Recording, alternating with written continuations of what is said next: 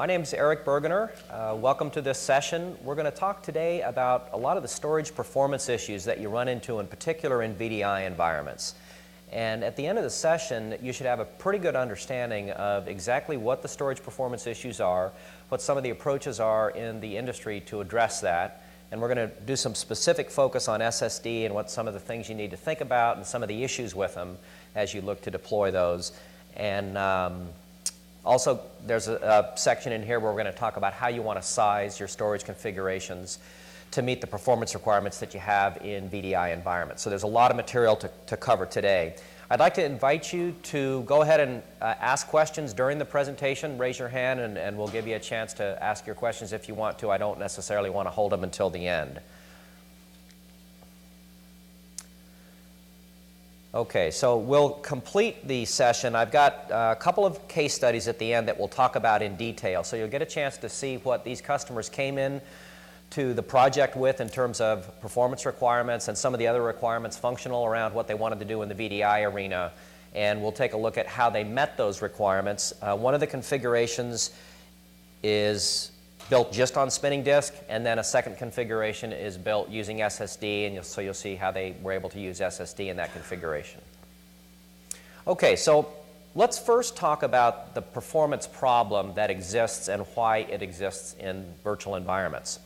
There's a general issue in virtual environments, whether it's virtual server or virtual desktops, that slows storage performance pretty significantly.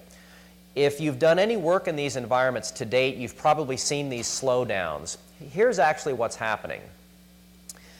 If you think about the old physical world where you had a single dedicated application running on a single physical server, writing to its own storage, you basically had one I/O stream coming out of that physical server, and it was a lot easier to optimize that in terms of how you laid it down to storage to get good performance out of that storage. When you move to the virtual environment, you've now got a situation where you have many virtual machines, 10 to 15 if they're servers, maybe as many as 100 to 150 if they're desktops, and they're all generating their own independent I/O stream that has to be handled by that single physical host as it tries to write that out to storage. And what you're getting is an extremely random I/O pattern in this case. And if you know about how spinning disks work, you know that random patterns introduce additional latencies in terms of writes in particular. And so the problem that's really manifesting itself in these environments is that extremely random I/O pattern is slowing down the ability to acknowledge the writes from disk. The rotational latencies and the seek times on a per I/O basis go up pretty significantly in this case, and that's really what the storage performance slowdown is built around. So there's three aspects to it that I want to mention. The first of which is you seem like you're getting a lot fewer IOPS out of your disk subsystem than you probably thought you were going to get if you were thinking about sizing it according to your experience in the physical environment. This generally means you have to throw more spindles or some other sort of performance enhancing approach at your storage subsystem to build that back up to meet the requirements that you've got in your environment. In doing that, you typically end up with a lot more capacity than you need because you basically throw spindles at the problem to get the IOPS, but you've got a lot of storage capacity that remains underutilized in that environment.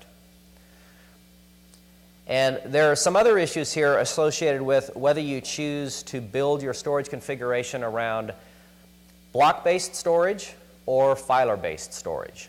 So in the block-based world, you're basically presenting storage LUNs up to the hypervisor that need to be managed. And there's some management complexities associated with managing storage LUNs.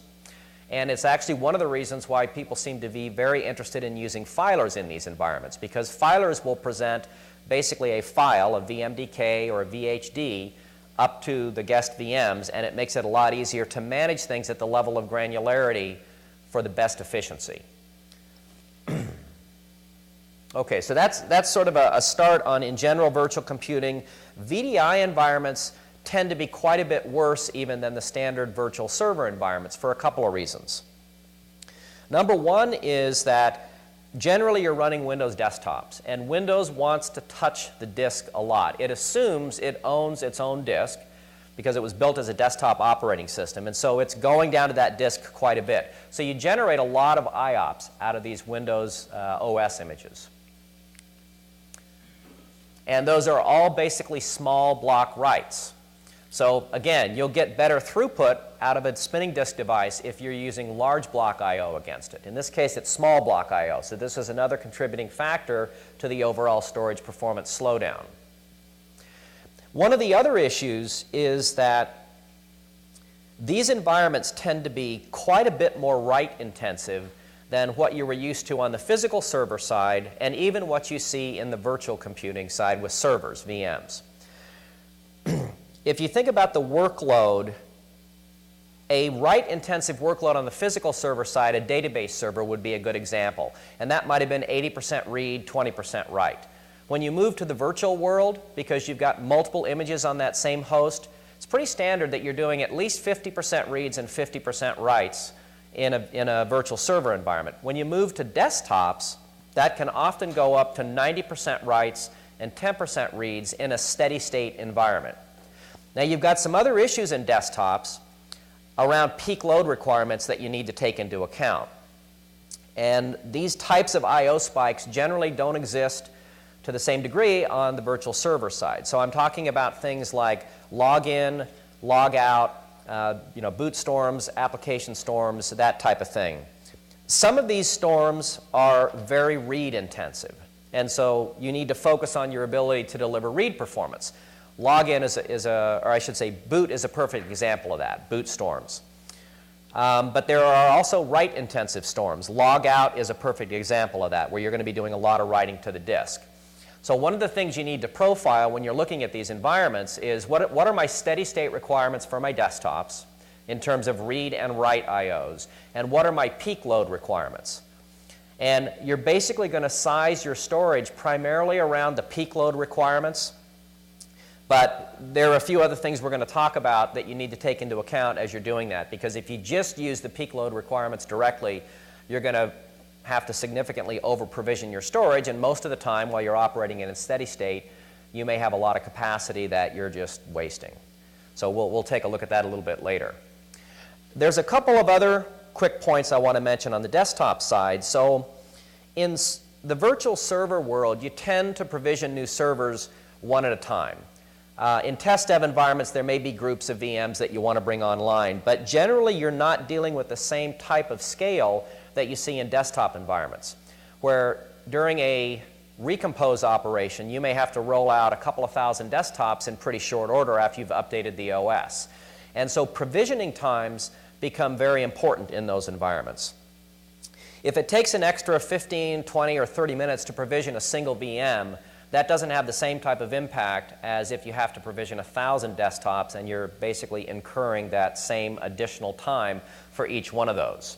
So one of the standard trade-offs in these environments is, can I provision storage to meet my performance requirements quickly enough, or how quickly can I provision that? And that leads to this slide here. So all of you may be familiar with the native storage options in hypervisors. I've got the examples from ESX and from Hyper-V up here, but they basically have the same three options. You can create a fully allocated virtual disk, which is called a thick VMDK for vSphere, or a fixed VHD virtual hard disk for Hyper-V. And basically what this device is your highest performance option in these cases, where you allocate and zero out all the blocks for all of the capacity, the logical capacity that you want associated with that disk.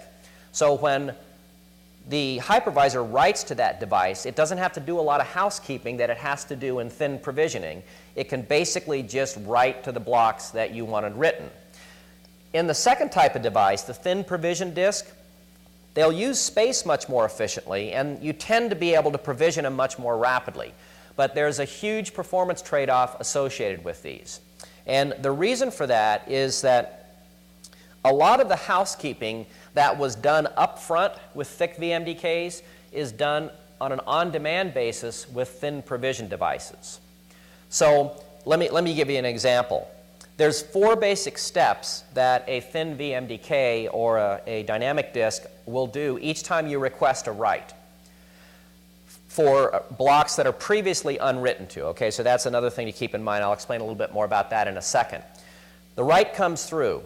What the thin provision implementation is going to do is it's going to go in, it's going to increase the size of the device, allocate the blocks, zero out the blocks, update the logical to physical mapping of that device within the OS, and only then will it actually perform the write that you requested. So you have to do between 4 and 7 IOs in this kind of world to just perform the one write that you wanted. And that additional 4 to 7 IOs is what's introducing the latency in these environments. Now, over time, if you keep that disk around long enough that you will have written to every block in that disk at least once, their performance starts to get closer to the thick VMDKs, or the fully allocated disks. So in your environment, if you're spinning new VMs up and down a lot and you're throwing the disks away when you're spinning them down, getting rid of them, then you may be operating in sort of the worst performance mode for a thin provision device most of the time. But if you spin up a VM with a thin VMDK, and let's say you leave it around for 3 to 6 months, and you're writing to it quite a bit, the performance of that device will start to increase, and it won't get to be as fast as a thick VMDK, but it will start to approach that. So that's another thing to keep in mind here. Now, the third type of device is one that's used for single image management. And this could be used in virtual server or virtual desktop environments, but we typically tend to think of it associated with virtual desktop environments, where you create a master image and then you create hundreds or thousands of clones off of that image because they're the same image. Perfect example, the OS disk in a desktop environment. If you've got 1,000 Win 7 desktops, you're going to have 1,000 copies of Win 7. This is a great, very space-efficient way to solve that problem by creating a single master that basically services all the reads to that that OS disk, which will not be changing.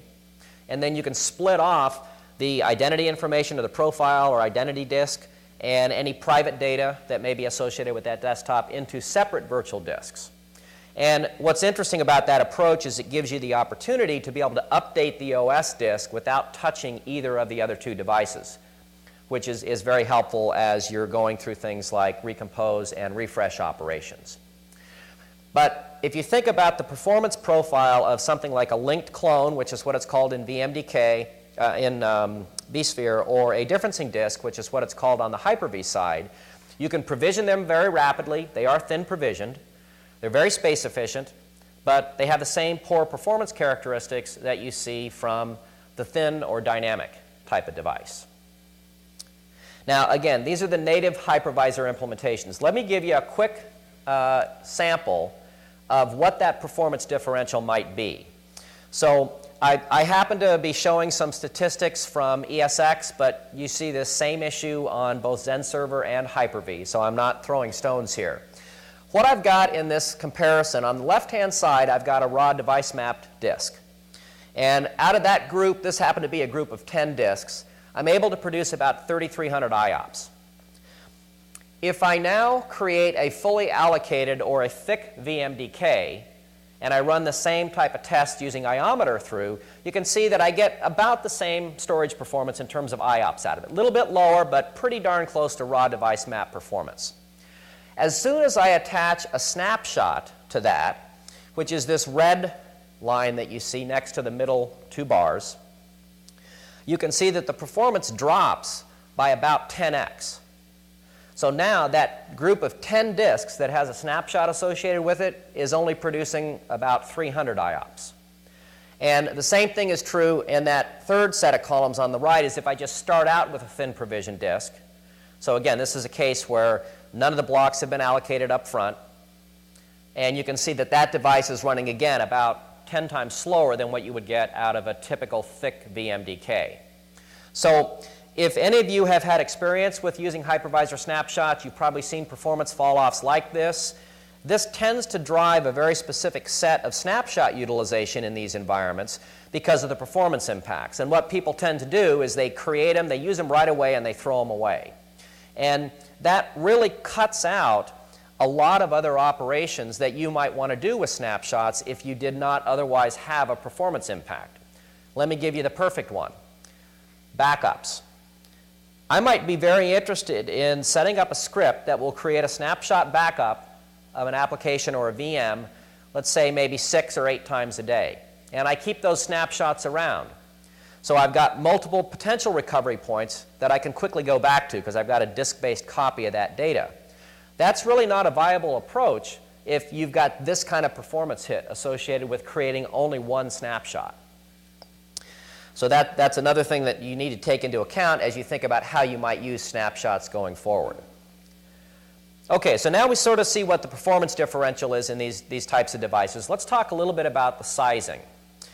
There's 3 basic things you need to take into account as you're sizing storage configurations: performance, availability, and capacity. So we'll talk about each of these individually. On the performance side, and we're going to talk specifically about VDI here, you want to have a very good understanding of what the steady state and peak load requirements are of your desktops. We'll take a look at the next slide on some of the guidelines that VMware provides in terms of what XP and Win 7 desktops should be generating in terms of each of those. But really, that's work you need to do in your own environment because the type of work your end users are doing on the desktops may not match to what their recommendations are. You need to know what your environment looks like to create the storage configuration that's going to be most efficient for you. But it's key to understand not only steady state and peak, but also what the read-write ratios are. And we're going to talk a little more about SSD in particular later, but the reason why the read-write ratio is important is that things like caching typically only impact the read performance. And the problem that you have in steady state, at least, VDI environments is a write performance problem. And disks write more slowly than they read because of the head settling times associated with the individual writes. So it's good to understand what that difference is as you're trying, in your own workload, as you're trying to figure out what type of storage you need to build on the back end to best meet your requirements. Another issue is sequential versus random I/O. Both spinning disks and SSD perform better for sequential I/O than they do for random. So if you've got an environment that's got more or less random I/O, that's going to also impact how much IOPS your back-end disks are going to be able to create and how many of them you'll need to meet the performance requirements. Okay, the availability aspect. I'm assuming at this point that there isn't anybody that's running in a production environment without some kind of RAID storage. One of the things that you're going to run into that may be an unexpected surprise or it may not be as you move from physical to virtual desktops is going to be the cost of the storage, because you're basically moving from an a dedicated IDE device sitting in the desktop that you can probably buy a terabyte for $100 or so at Fry's to enterprise class storage on the back end that you're probably spending $1 to $2 a gigabyte for. That storage typically is rated on the back end because if you lose any of those disks, it's not just one desktop that's potentially affected, but there could be tens or, depending upon the disk size, hundreds of desktops that are depending in some part on that particular physical device. So RAID is generally something that's required. RAID will reduce your usable capacity and it will generate additional IOPS that you need to take into account as you're building your back-end storage configuration. And the simple way to calculate this, RAID 1 and RAID 5 are pretty simple to do in your head. So RAID 1, obviously, you've got twice of everything going on from the right side because you've got a copy and then you've got the source disk and then you've got the copy of that device. And they need to be kept in sync. On a RAID 5 configuration, you're typically striping the parity data across multiple disks in the array. So if you've got 8 disks in that array, generally it's going to be 1/8 of that capacity is thrown at that parity disk. So you can see it's a 1/n type of relationship in terms of how much capacity you're going to be taking up with the RAID stuff. And you need to plan for that, obviously.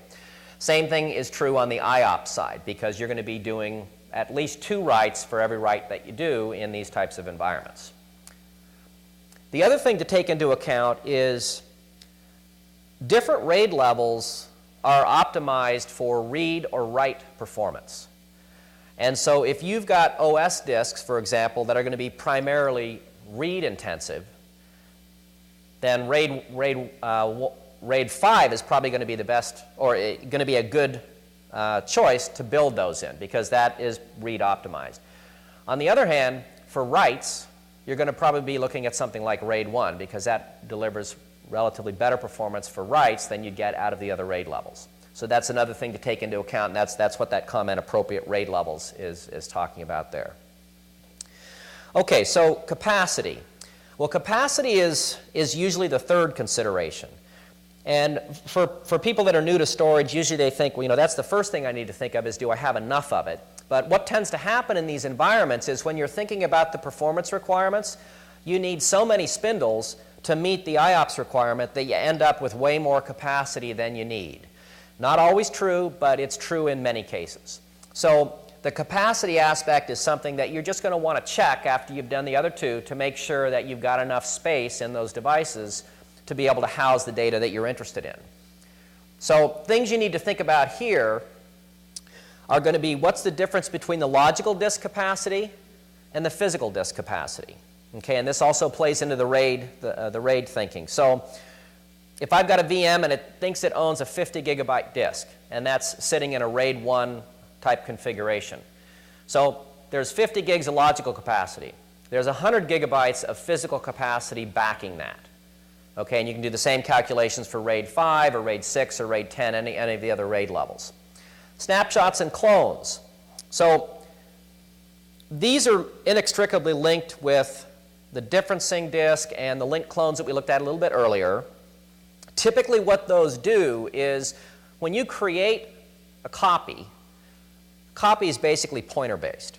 So it doesn't tend to take up any space right away, but as you start to write to that device over time, there's a read aspect to it where you've got unchanged blocks, and typically the maps are going to point your requests for unchanged blocks to this area.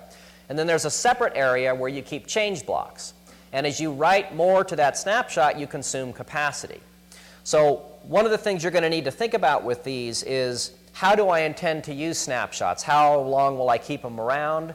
And how much storage do I need to put aside for their usage? Secondary storage considerations. Okay, what I'm getting at here is, if you're going to be backing up, which not everybody is backing up desktops even once they've been centralized in the data center, but if you decide to do that, then obviously you're going to need extra capacity for that. And if I've got a 10 terabyte primary data store, then typically I need at least that same amount of logical capacity on the secondary side to run my backups to. But there are some really interesting storage capacity optimization technologies, probably what you guys have heard referred to as deduplication, that can help really shrink that amount of secondary storage capacity, and even in some cases primary storage capacity, by using all sorts of interesting tricks with indexing, looking for blocks that are the same and indexing them and that type of thing. So that's definitely a technology I would consider, I would encourage you to take a look at because it's got such a huge amount of space savings that are particularly applicable to the backup capacity that you need in these environments. Okay. So a few comments on single image management before we get to talking about the IOPS requirements on the desktop side. So I mentioned briefly earlier, the OS disk is a really great place to use this.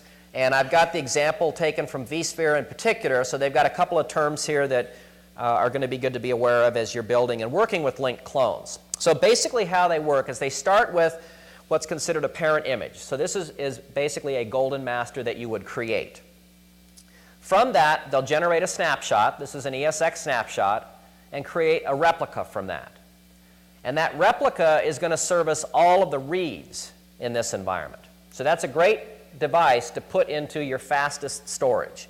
If you've got a small number of 15K RPM fiber channel disks, or you've got a tier 0 that you can create out of SSD, that's a really interesting place to put that device. Now you can see that you create these linked clones from the replica, and the linked clones are basically whatever changes. If you're writing to that disk, that will appear in the linked clones. And the linked clones tend not to need as much read performance and actually tend to be less sensitive to write performance.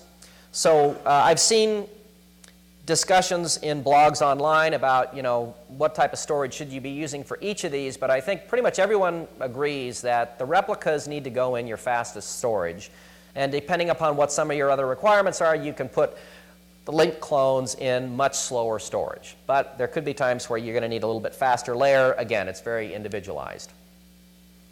Okay, those linked clones are, you also sometimes see them referred to in VMware documentation as delta disks. Again, they're just basically keeping the changed blocks. Very space efficient, they're thin provisioned, they have very poor performance. So one of the differences that you see in these environments, and a place where people often think about using SSDs, is if they do need good read and write performance, balanced read-write performance out of the combination of the replica and the linked clones, that would be an area where they think about locking those things onto an SSD layer. Natively, they're going to provide relatively poor performance for both reads and writes. Okay. Now, there's 3 basic workflows that you probably will end up doing multiple times in these environments: compose, recompose, and refresh. Let me just briefly identify what those are, and then you can sort of understand how the picture is going to relate into that. A compose operation is the first time you'll be deploying virtual desktops. You want to create or compose a golden master, and then you're going to create multiple clones of that. You'll associate each one of those clones with a desktop. That desktop will go through a customization process that assigns a unique identity to it, and then each desktop will be assigned to some sort of a desktop pool. So what you end up with in the vSphere world is a pool or a set of pools that you can manage through View Connection Server for connection to endpoint devices out there for individual users. The recompose operation is taking an existing desktop and, let's say, updating the OS disk. It's Patch Tuesday. I need to create a new image. I want to roll that out across all the devices. What I'd like to be able to do is not throw away all of the customization and entitlement work that I did and just change the one disk that I'm interested in. So it's much easier to do this if you've actually got 3 virtual disks attached to each one of these desktops. The OS disk, which is what you're going to be updating, the identity information, which you don't want to update, but you want to make sure that it continues to stay associated with the desktop. And then if you've got any private data that's retained on that, either within a session or across sessions, it's good to put that in a third device so that you can go in with the recompose workflow and just update the OS image. The refresh, where that often gets used is if you have a virus of some kind get into your environment, and instead of trying to go in and clean it out from all of the OS disks, it's actually quite a bit easier to just revert those images to a prior known good state before the virus hit. And so this is something that you also see used, and it's the workflow itself is quite similar to the recompose, where what I want to do is throw away the OS disk that got corrupted and put in some new version. And generally I can go back and pick a particular prior state that I want to return to. That's one of the reasons that you do keep snapshots around, is because those snapshots are going to provide basically your recovery points in that arena. Okay. All right, so let's take a look at what some of the requirements are on the desktop side. Actually, you know what? Let me make a comment about the write-back cache, because we haven't gotten to that yet. So caching is actually a very commonly used thing in these environments. You just saw in vSphere, the View 5.1, they released a storage accelerator, which is a content-based read cache. You've got caching capabilities in Telecache on the Zen server / Zen desktop side. So this is something that basically speeds up reads. It does not speed up writes. Now, speeding up writes, even if you create caches, you have to have a special type of cache, a write-back cache, if you want to be able to get the performance improvements. Because how a write-through cache, which is generally how caches are implemented, how that works is I write to that very fast storage, let's say it's SSD, but it's not going to provide a write acknowledgement back to the guest VM until it actually writes through to spinning disk. So you've got all that latency on the back end. So you basically can't take advantage of the write performance that an SSD might otherwise give you in that setting, unless you've got a write-back cache, which is designed to provide the acknowledgement when it hits the SSD, not when it writes through to the back-end storage. And it ensures that if you have any kind of a failure, you can recover that data. Now, that's what the critical difference between a write-back cache is providing here. So if you're thinking about caches for write performance issues, make sure that it's a write-back implementation. They tend to be more expensive than the write-throughs, but that's going to be something you're going to want to look for. A log device is another way to address that. We're going to take a little bit closer look at that a little later. Okay, what's read-intensive, what's write-intensive? I think we mentioned all of these. I probably didn't talk about antivirus scans, but very read-intensive, and that's also another nice thing. If you create a replica device, you could basically run the AV scan against that single device instead of 3,000 desktops individually. So there's some nice benefits that you get out of that. We talked about golden masters, read intensivity. Okay, here's the numbers that I've seen from quoted from VMware in their environments. Now, this data came from May 2012, so it's relatively recent. But again, I just want to make sure everyone understands that you need to know what your environment looks like in particular, and using iometer, and there's various workload generators that you can work with if you want to recreate some of what you're seeing on the front end in test environments. Some of those tools, there's a tool called RAW-C. Actually, it's called View Planner now in View, and you can use iometer itself. There's a third-party company, Login Consultants, that generates a tool called Login VSI that's often used for that. And I think the Evaluator Group, which is an analyst group out of Colorado, just introduced a VDI benchmark. I can't think of the name of it right now, but I'm pretty sure they've got one that's generally available for use on the market out there. So take a look at the difference between steady state and burst IOPS. It's about a 10x difference. What happens if you size your storage configuration for steady state, not burst, is when the burst hits login, it's going to take a lot longer for the logins to be able to complete. So there's a performance aspect that you're giving away in this case if you can't build your storage configuration to meet the peak requirements. But again, it's going to be very expensive to do that. So you kind of have to decide for yourself, can I have things run slightly more slower from the peak side so that I don't run into this over-provisioning issue that's so expensive for me. One of the things that I've seen done to try to address this are things like phased boots. And phased boots can definitely address the boot storm issue. But the one that's very difficult to get around in some settings is the login. Because if the login storm happens when everybody shows up for work between 8:45 and 9 o'clock, as an example, and tries to log in at that point, there's no way to phase that. Now, in settings where you've got shift workers that are coming in, then one of the things you might be looking at is I might have 5,000 desktops configured, but because of the shifts we have set up, there's only 1,500 or so that are going to be used at any one point in time. So what you might do in that setting is look to size the storage configuration to be able to meet your login requirements for that 1,500 desktops instead of all 5,000 of them. That's a way to save a little bit on storage and still be able to meet the peak requirements. But if you've got a setting where everybody shows up at the same time, that kind of phased approach isn't going to buy you very much. Okay, this is pretty simple. The three basic options that have been out there in the past.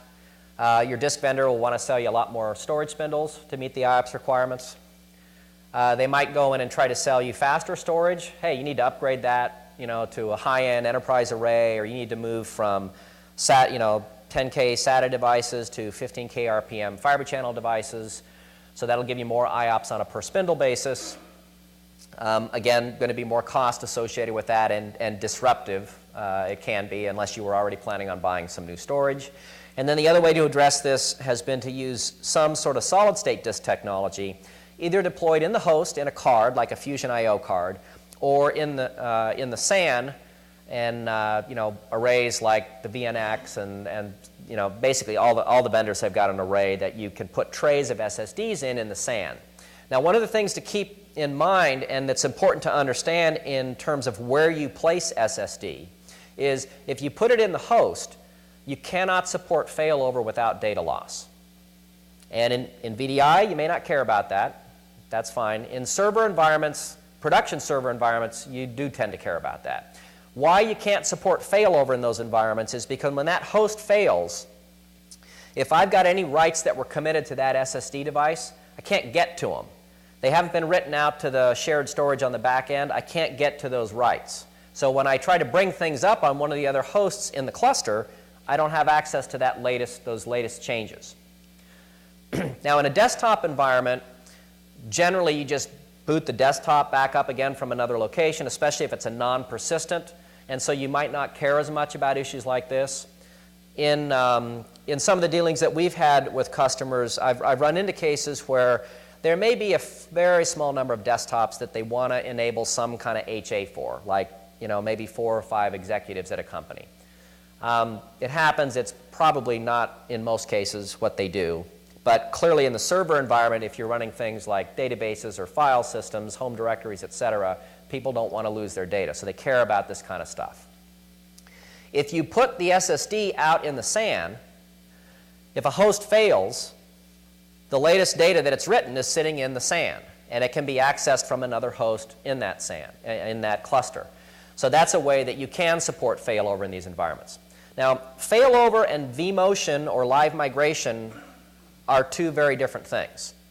Okay?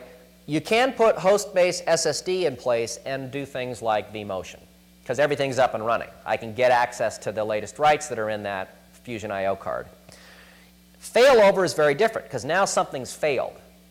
And that's what the difference is. So I just want to make sure that people don't get fooled if vendors say, hey, yeah, no problem, we do HA because we support live migration or vMotion. That's not going to solve that problem for you. Okay. So let's talk a little bit more about SSD, because clearly it's an interesting technology, and there's good potential for use in these types of environments. So the characteristics, they have blazingly fast read performance. Well, actually, let's talk about on a per device basis. Okay, so it's not in a system yet. I've got this device, and I got a test harness that tells me what the maximum theoretical amount I could push through that device is. Blazingly fast read performance, 100x times what you could potentially get out of spinning disks. Very low power consumption, tend to be low capacity because it's so expensive to create these things.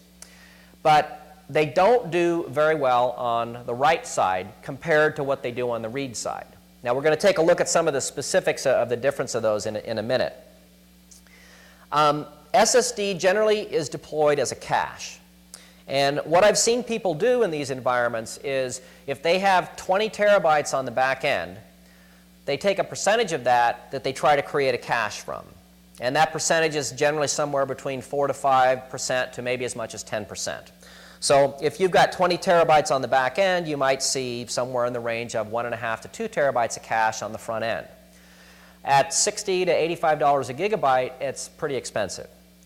But that's what you need to put in place if you're going to start locking VMs into that arena and to get the performance speed up across almost all of what you have, in terms of VMs or desktops. We talked about the HA limitation. There are different classes of SSD, and they have different performance characteristics from the point of view of not only speed, but also their ability to last longer. Writes tend to use up SSDs. So the enterprise class, which are the SLCs, single level cells, tend to be the highest performance. They last the longest, but they're also the most expensive. And then MLC, multi-level cell, was the other kind that was originally out there, and that's typically what you might see in much lower end devices, like an SSD device you might buy to put into a physical desktop out there. They don't have the same kind of duty cycles as you saw on the enterprise class devices. They are a little less expensive.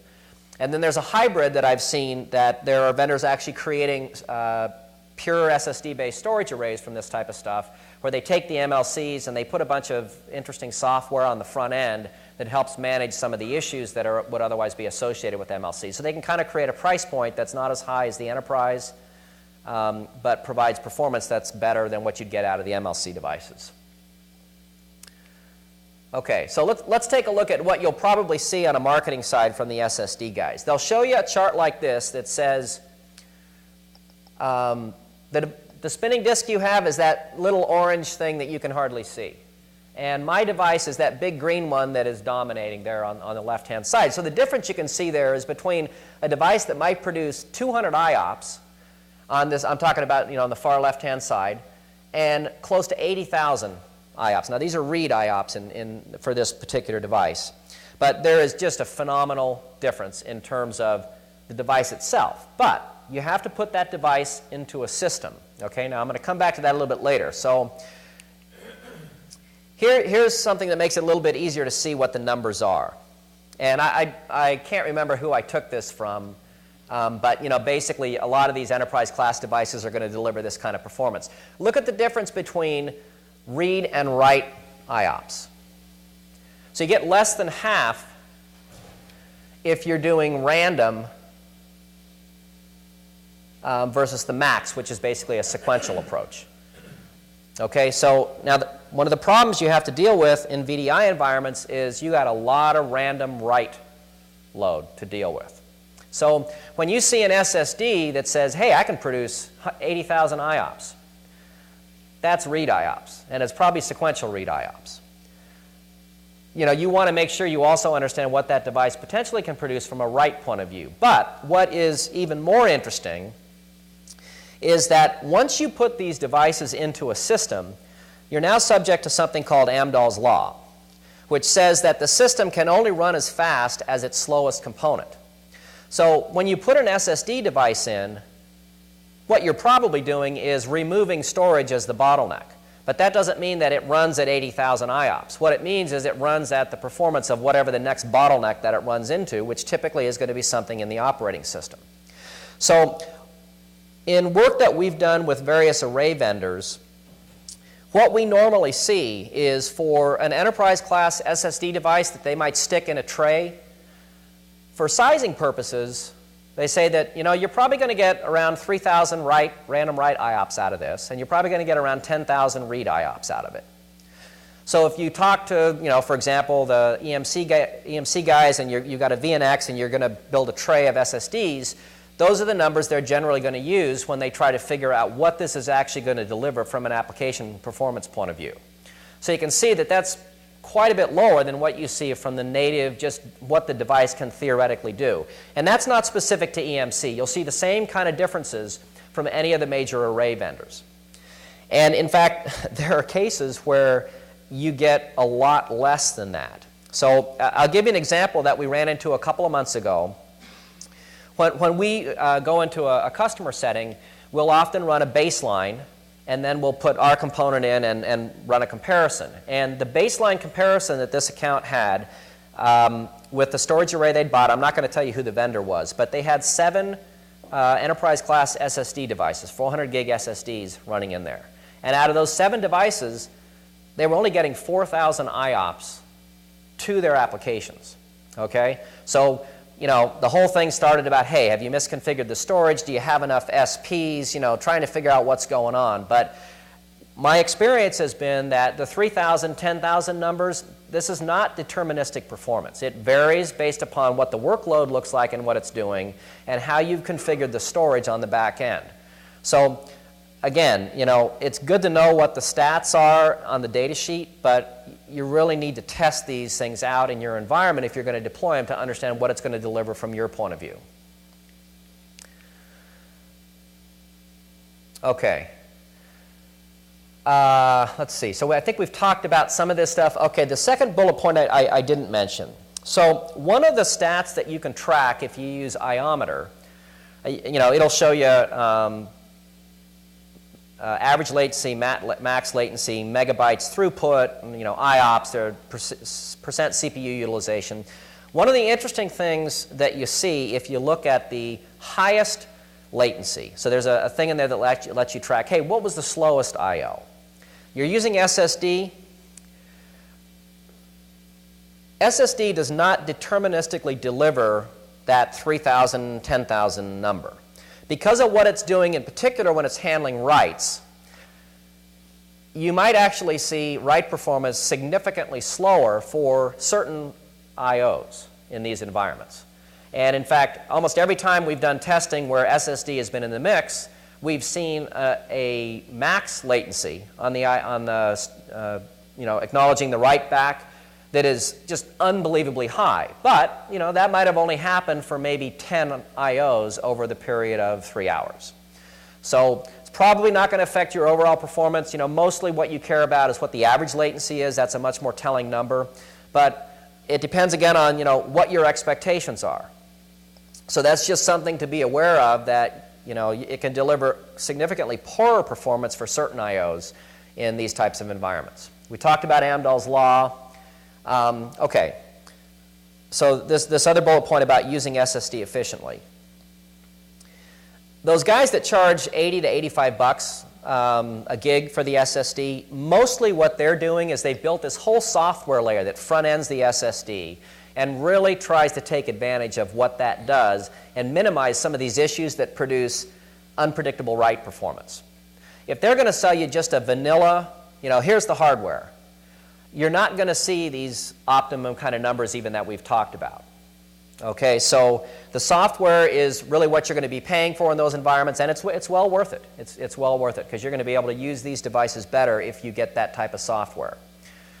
And another thing to take into account with SSDs is, so while they give you a big boost in terms of IOPS, they don't do much for you in terms of capacity. So you still need to do that check at the back end after you've configured, okay, here's what I need to meet my IOPS requirements.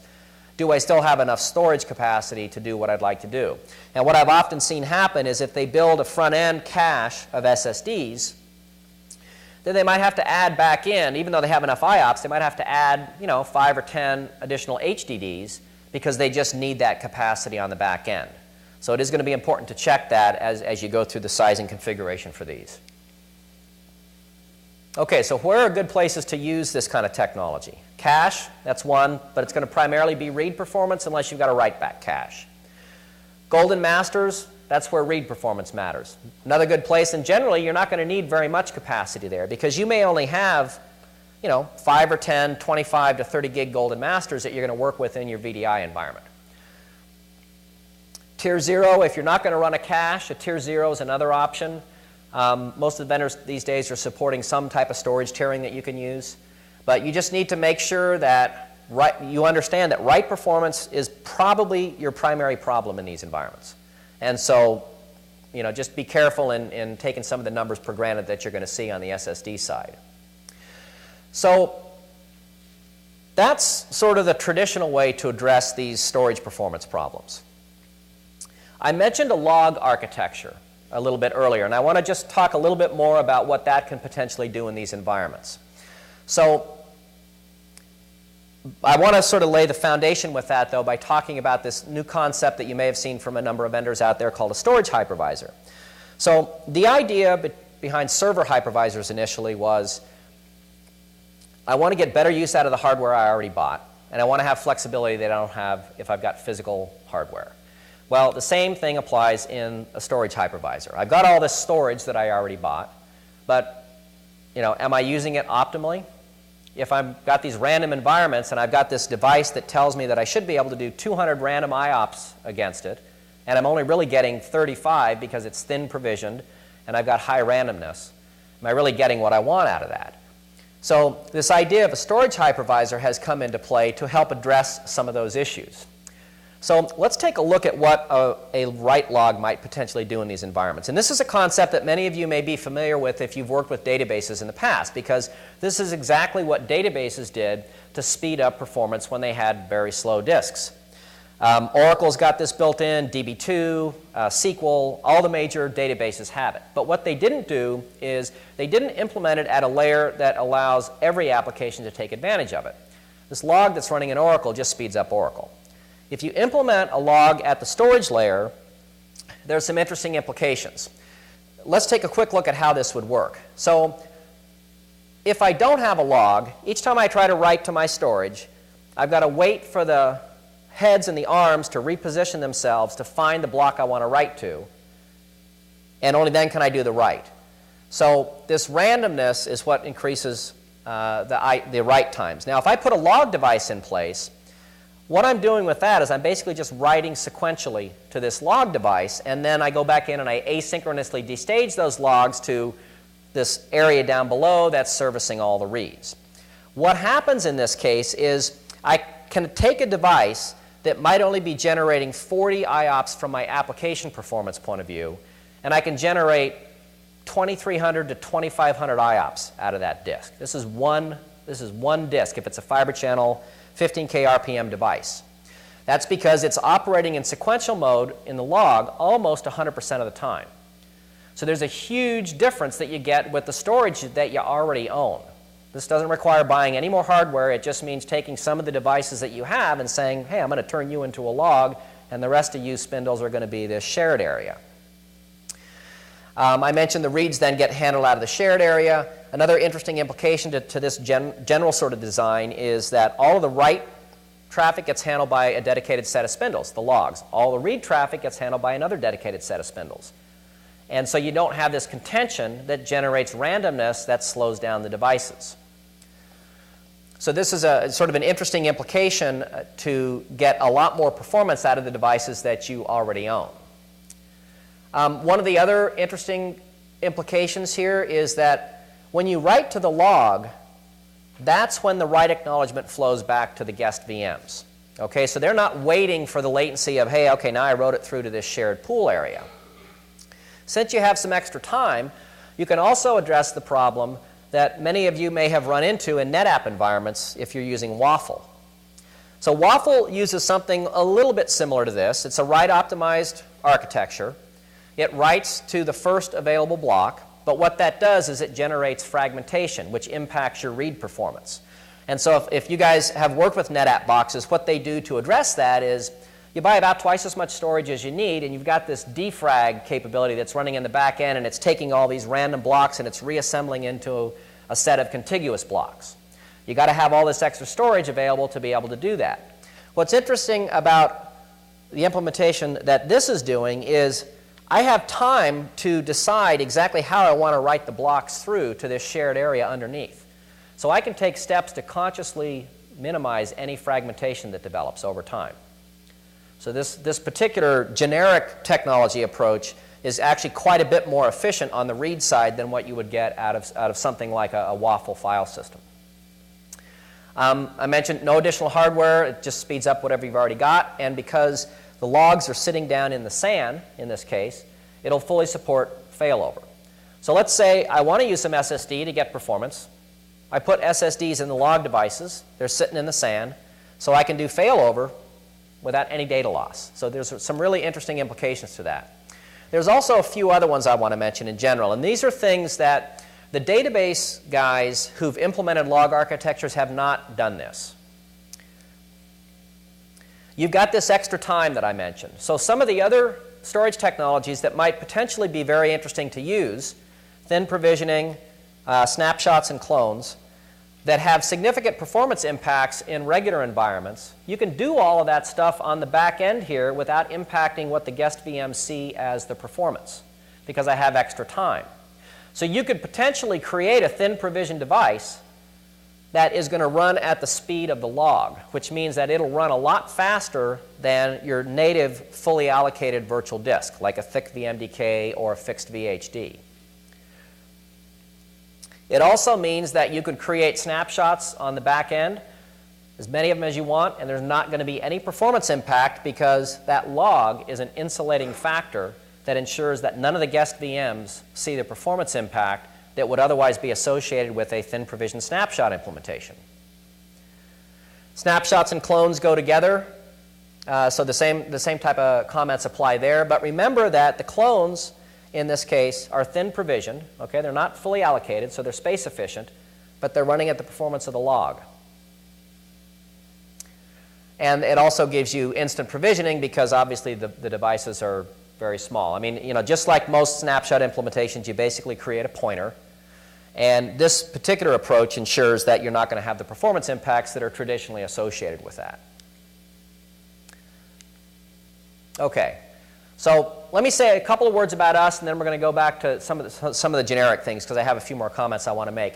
I work for a company called Burstow, and we make a software add-in to the hypervisors that implements this log architecture that we just talked about.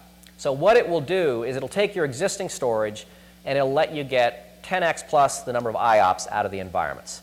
We work with all thin provision devices. We can provision these devices instantly. And as we present storage underneath, we're actually presenting it as VMDKs or VHDs, not as storage LUNs. So when you're doing storage operations like replication, failover, and snapshots, you can point it at a particular VM and snapshot or do the storage operation against that device. So you get the granularity that you really want for efficient storage operations, even though you're running on block-based storage, which would otherwise force you to manage at the LUN level, which is less efficient. Okay, I'm going to skip through these. I mean, you guys will have access to these slides if you want to see them, so it shows you how the architecture implements. In the vSphere world, which is the one I'm showing here, we're basically just a storage appliance that implements in each one of the hosts. And all the storage appliances can communicate back and forth across the cluster, so it fully supports things like vMotion, DRS, storage vMotion, failover with VMware HA, etc. Software only, not a hardware implementation, obviously works in clusters. And the final comment I'll make on us is that when you insert Burstow into one of these environments, once we're installed, the hypervisor doesn't really even see that we're in there. All it sees is, hey, you know, you're presenting storage to me, looks like a thin VMDK, I know what that is, I know how to work with it, I can use all my instrumentation against it, I can do things like failover with it. So there's a nice transparency in terms of how it implements in these environments. I'm showing some screens from vSphere, but we have the same product for the Hyper-V platform as well. So that means that all the workflows that you're already familiar with in terms of wizards to create snapshots and clones and provisioning and deprovisioning storage, you just use the same ones that are in the vSphere client. And it knows, oh, I'm going to go use Burstow for the provisioning. Okay. Now, we made a couple of comments earlier about SSD and a cache would be a nice place to use it. A log is also a really interesting place to use it. But there's a huge difference between a cache and a log. A cache is calculated off of a percentage of the back-end storage.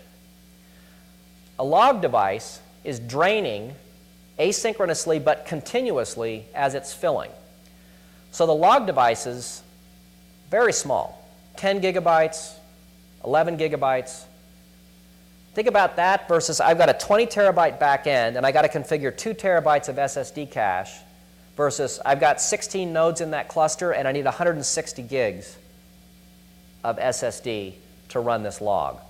So you're going to get the same kind of performance speed up you would have got on the cache. You get it using 90% less storage. And you get it for every write all the time without having to implement a write-back cache, because the log is solving that write problem for you. So this is a much more efficient way to use SSD if you decide you want to use it. Now, you can put spinning disks in the log, and they're going to run 10 to 50 times faster in that setting, so you get a great speed up there, but obviously SSD is going to deliver more performance than a spinning disk would. We have a lot of configurations out there that mix SSD and spinning disk. A very common one is they'll buy a couple of 200 gig EFDs on the front end for the logs, because you want to RAID 1 the logs. And then they buy SATA disk on the back end for the capacity. And the whole storage array looks like it's performing at the performance of the SSD devices. So it's an interesting approach.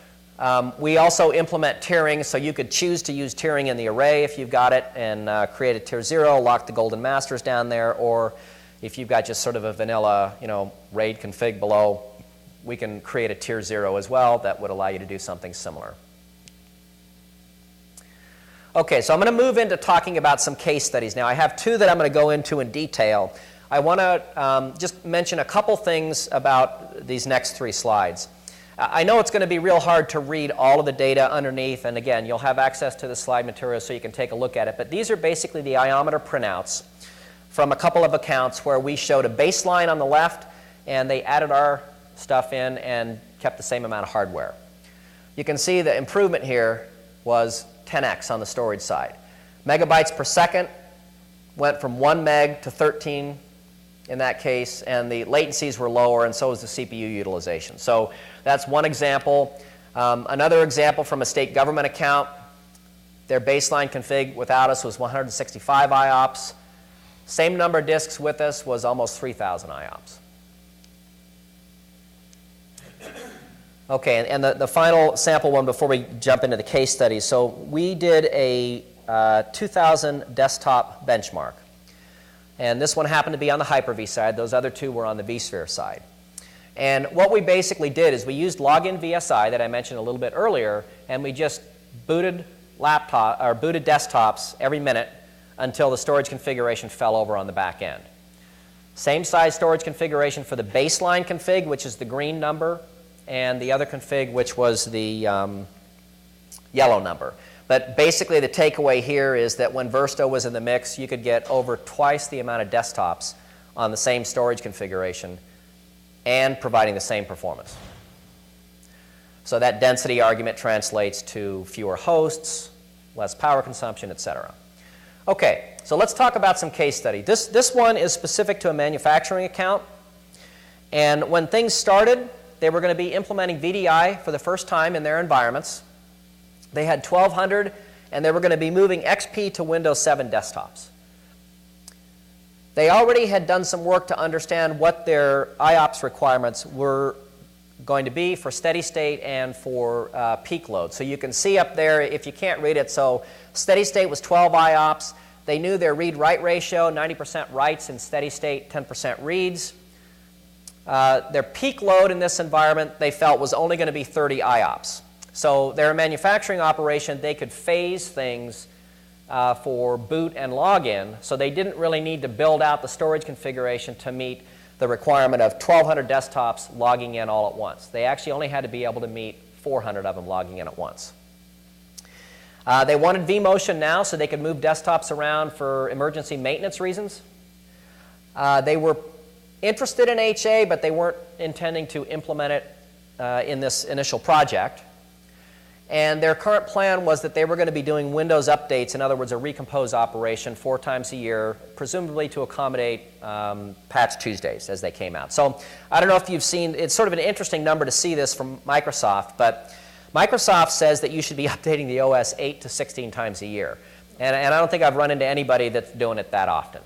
I've seen, easily between 3 and 6 times a year in a lot of different accounts. Everybody's different, but anyway, this was their plan. And then they had some storage that they actually wanted to use in this configuration. They didn't want to go buy a new storage array. They said, look, we've got this VNX. We'd actually like to put the VDI stuff on this one we already own. The whole reason that we got involved in this case is that when they did the baseline work and determined how many additional spindles they'd have to buy, it meant they'd either have to upgrade to a 5700, this was a 5300, or they'd have to buy more cabinets. And so that was outside of their budget range, and they started looking for alternatives, and that's sort of how we got into the game. So you can see what they already own down there. They basically have 100 drives, and they were all 10K RPM SAS devices. Okay, so when the issue of SSD came up, they said, yeah, we're open to it. We could put a tray in. It's a possibility. They weren't wedded to the idea, but they said, let's see what you need to meet the performance requirement first. The other thing they were interested in on the SSD side is a recent announcement by EMC on a host-based caching capability called VF Cache. So we had the discussion with them about the fact that using that would cut out the ability to transparently move to doing failover in the future, and just something they need to be aware of. So that's a point that got made in this. So this was what ended up happening with the comparison. And again, I don't know if these are going to be big enough for you to see, but there was a configuration, their baseline, which is this first column on the left-hand side there. They knew they needed 36,000 IOPS from their peak load requirement. And they calculated how many of these 10K SAS drives they'd need to be able to meet that. And that was 277 of them. So this is what would have driven the upgrade to 5700. What that meant in terms of capacity and what their raw requirements were. So they were running RAID 5, so we had to crank that calculation in here as well. And it turned out that they would have needed 34 terabytes of capacity, raw capacity, if they implemented that 277 drive configuration. The other thing they looked at was compose times for the refresh, the recompose operations. So in this case, they wanted to work with these were fully allocated at VMDKs, actually. They were not linked clones. And when you're creating these during the compose operation, there's kind of two parts to this. There's a go create the VM, and then there's the go create the storage part of it. So how fast the VM can be created is typically limited by the busyness of the vCenter server that they've got in those environments. And then the storage aspect of it was where Burstow potentially came into play, but that's also where something like link clones otherwise would have come into play. They had 100 megabyte per second available to them on the network for device creation, so it was pretty easy to figure out that for 1,200 desktops, it would take 83 hours for them to be able to create these full clones. There was a price associated with that. We set up our environment using the same underlying storage. So we started out with that 100 disk config that they originally had. Turned out that to meet their requirement, we only needed about 30 drives. Okay? They needed 277 without us. So that dropped things down pretty significantly in terms of the capacity that was needed in this environment. And the cost, obviously, but the time savings were there as well, because with the provisioning that we're doing, we can literally create hundreds or thousands of clones in a couple of seconds. So the VM creation times were what dominated this 83 versus 17-hour type comparison. There was a pretty hefty cost savings in that particular environment, so they ended up actually implementing this without using SSD because they got both sufficient IOPS and capacity out of the 30 10K RPM drives that they had here. Yes?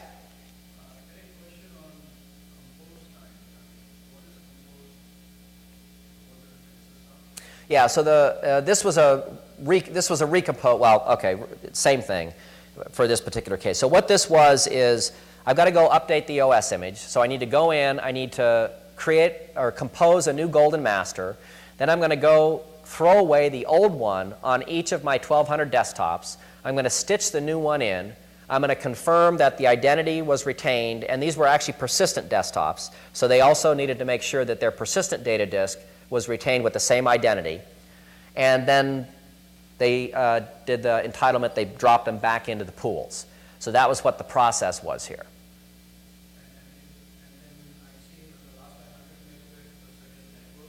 Yeah, so the reason that was listed is because for doing the device creation, so these were, I think these were 25 gig desktops.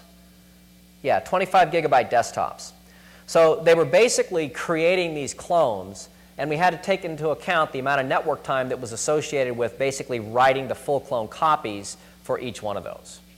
So if they would have had, let's say they had a 2 gigabit network, that would have gone faster than if they would have only had 100 meg. Now, this is storage network, okay, right? This is not the IP Ethernet network. This was the storage network.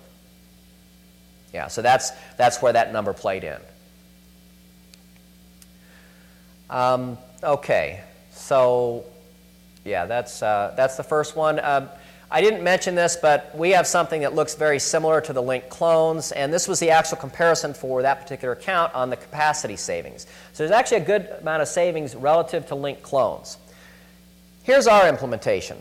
What we noticed in Win 7 environments when you create these is that the delta disks generally stabilize somewhere around the 2 gigabyte arena. So you had 1,200 desktops, you had this replica or this golden master, and then you had 1,200 of these devices that ultimately grew to be 2 gigabytes in size. So we consumed overall a little more than 2 terabytes, and with the native implementation that they were using, and they had chosen thick VMDKs because they wanted to minimize the spindle count. Okay, that was what drove their original decision. Well, let's see, what we can do if we have thick VMDKs. So you can see the calculation here. Thick VMDKs would have required 25 full terabytes. If they went with thin VMDKs, they would need a lot more spindles, but they only consumed 14 terabytes of storage. So they could cut the storage by almost half. And in our case, that actually cut it down to 2 terabytes. So the difference, you can see there, even than the thin VMDKs or the link clones, it was 86% more space savings in these environments. And it's the combination of the higher IOPS and the space savings that drives, the spindle count down, which is really what they're interested in because of the cost associated. Okay, this is some data that I'm not going to go over, but you guys will have access to that helps explain a little bit more about, where the calculations came from for those guys. Okay, a few other points I want to make. Link clones. So actually, let me ask, how many people have worked with link clones? Okay, we got a good number of folks out there. Okay, so if you're using VMFS, you've got an 8-host limitation with those. If you are using 5.1 and you're using a filer, so you've got NFS data stores, then you can get up to 32. So that's a nice enhancement that they just announced.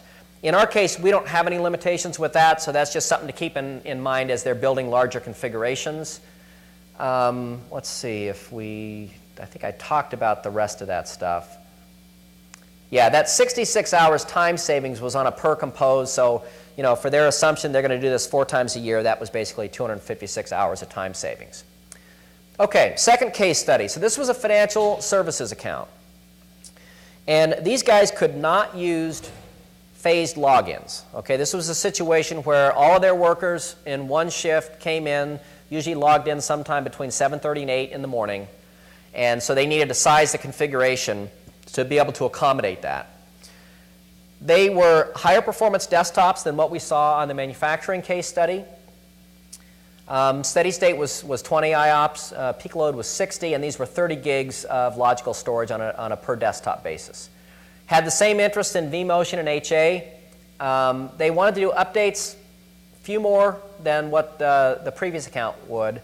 And these guys were planning on buying some new kind of SAN storage for this. So they did not have an existing array that they were going to be working with. Okay, and they also had a target desktop density requirement on the host side. So they already done some calculations in terms of how much floor space they had available left to implement new racks, what the power costs were going to be associated with this. So they really wanted to hit that density range. Okay, so this is the basic calculations that we did on the other one, shown in comparison here. So we had much higher IOPS requirements for these guys. They did want to use EFD, and they had a mix of EFD devices that they could run their tests with.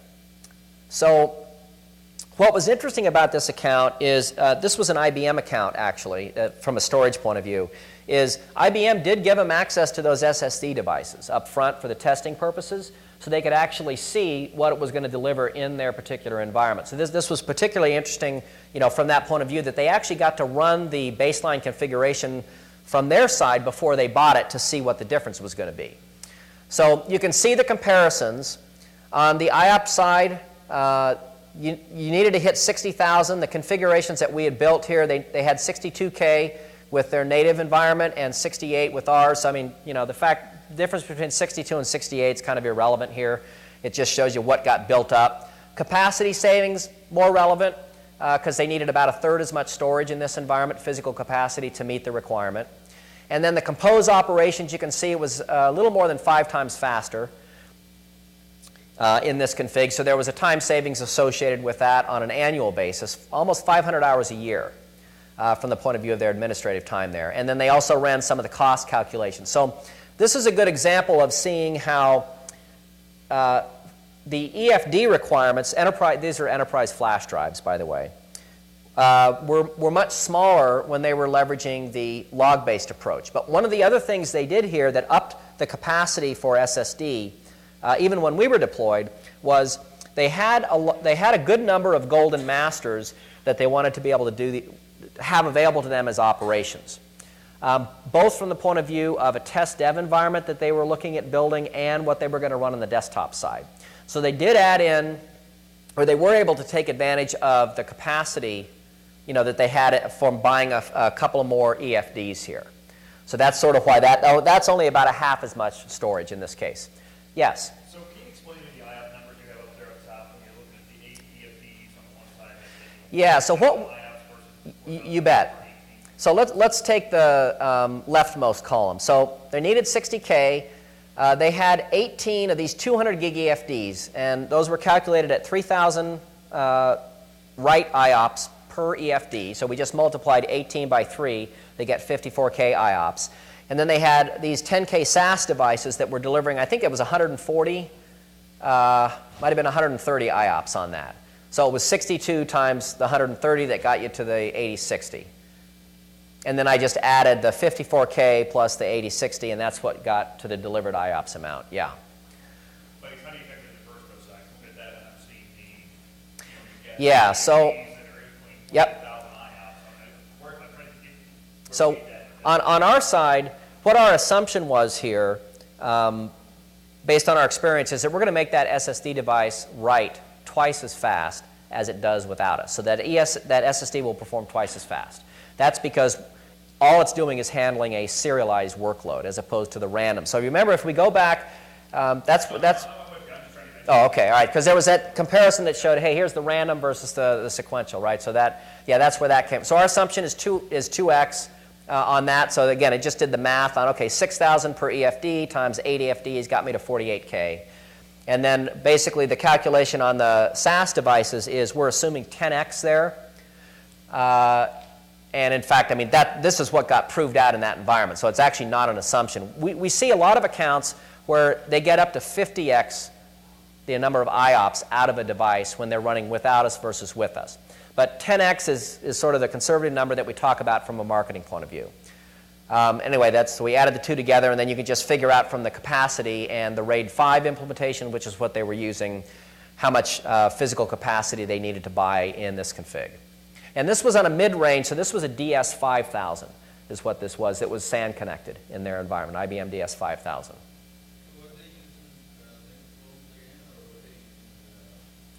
Yeah, so in this case, well, no, these guys actually were not using link clones. This was another one that wanted to use thick VMDKs. So, you know, normally the issue that they run into is the lower performance desktops. Like if you only need 5 to 8 IOPS out of your desktop, the link clones can be a pretty good implementation, and you don't need to think about things like SSD really at all. Once you get up to sort of the 15 and above range, what we've seen a lot of people do is say, you know, we really need to minimize the spindle count, and we're looking at these full clone implementations. So neither of these two guys ended up using link clones because of the performance concerns with the spindle count. Yeah. One other thing I noticed in both on this one and the other comparison before, I mean, you're showing the raw cost of the storage differences. I guess what's the offset when you put in less than cost of Burstow? Yeah, so let's take a quick look at that. I think I have the, yeah, so I used list prices on the hardware side. Okay, and so for, you know, it's listed for the VNX on the other one, and that's what it is on the DS5000. This offset here was the savings without implementing the Burstow software. And in our case, the Burstow software for that configuration was going to be somewhere in the $70,000 to $80,000 price point range. So this was a 9-host configuration. This one happened to be. Yeah, so they're in the 120 to 130,000 range. Yeah.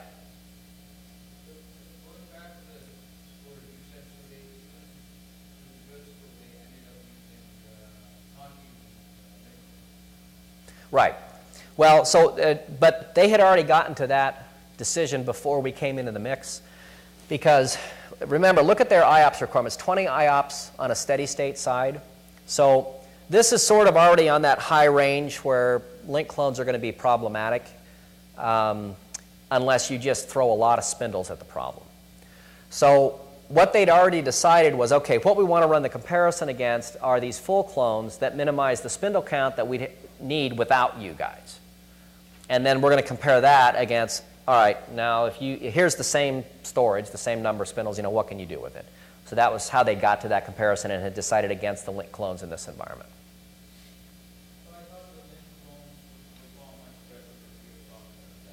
No.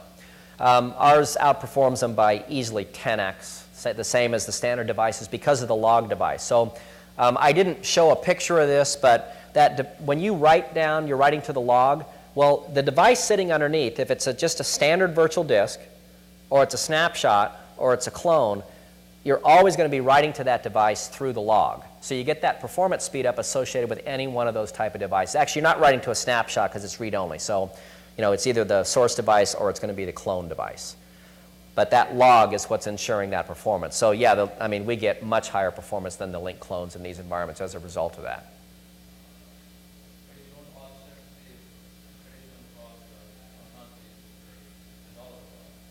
No, so you're buying the same storage.